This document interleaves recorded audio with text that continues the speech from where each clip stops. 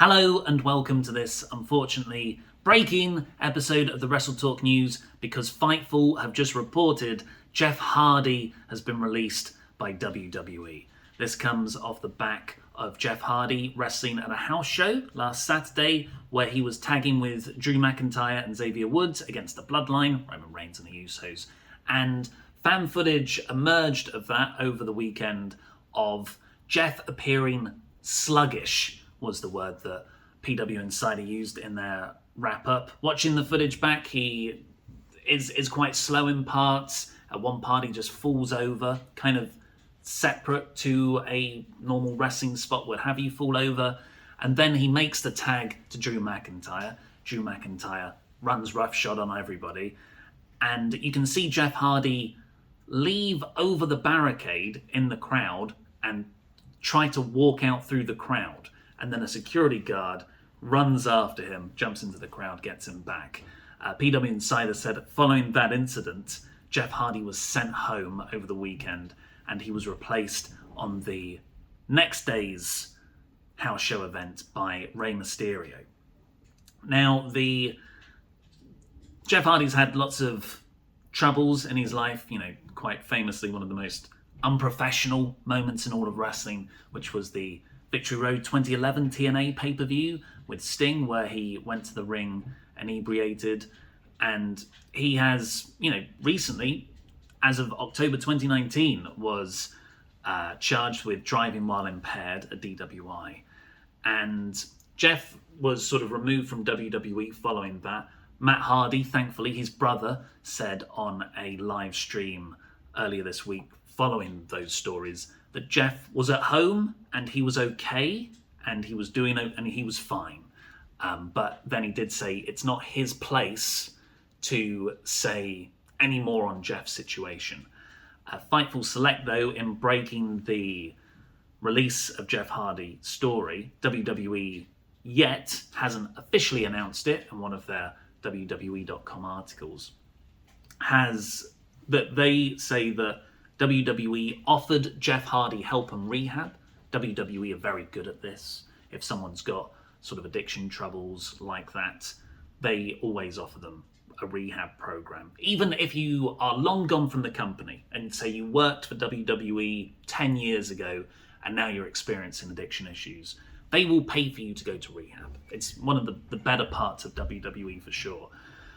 They offered this to Jeff Hardy and reportedly it was not accepted. And presumably that is what has led to Jeff's release. That getting help or going to rehab would have been a condition to continue Jeff's independent contractor employed status with WWE. A similar thing occurred back in 2006, I want to say, with Kurt Angle. Kurt Angle refused treatment back then, and he was shortly let go from WWE, which paved the way for him to go to TNA as well.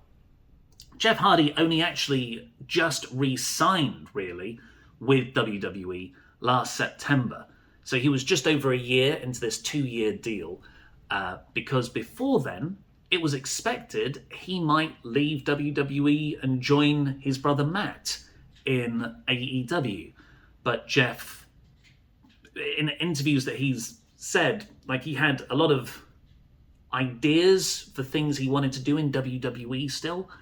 Recently, earlier this month, he had an interview about wanting to have a match, a new kind of match stipulation, like the new Elimination Chamber, where you would have a match and every 2 minutes or something, the ring would begin to spin, like you're watching a production of Les Miserables.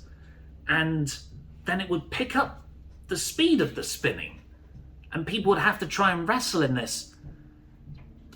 Probably not the best idea, but then he also, wanted his old entrance music back. Apparently that was a condition of him re-signing with the company last year. He got that back earlier this year when fans returned.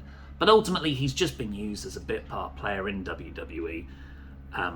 But yes, that 2-year contract has been cut short. This is separate to the usual WWE releases, the mass releases that we've experienced this year so far.